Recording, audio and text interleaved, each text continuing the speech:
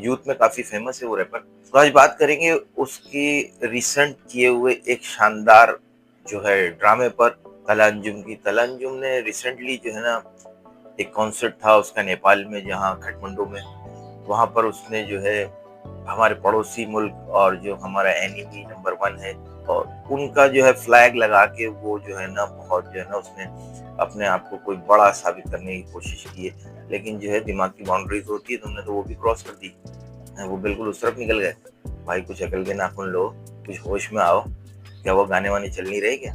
Concert नहीं चल रहे, कुछ नहीं चल रहा, दुकान बंद हुई भी है। फिर तुमने बोला भाई जो है ना मैं राखी सावंत बन जाऊं, कंट्रोवर्सी क्रिएट करूं, तो भाई उसके बाद चला पब्लिसिटी कोई सी भी हो, नेगेटिव पॉजिटिव काम तो करती है। पॉजिटिव तो मिल नहीं रही है, कुछ है नहीं, दुकान बंद पड़ी हुई है।